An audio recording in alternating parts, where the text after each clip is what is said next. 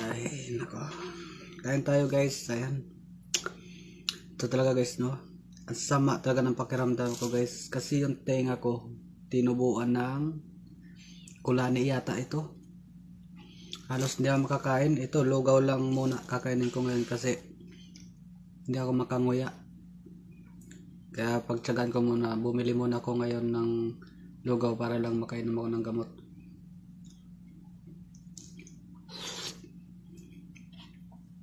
Hirap guys pag tinutubuan ka dito ng 5 pirasong kulani, napakahirap. Masakit.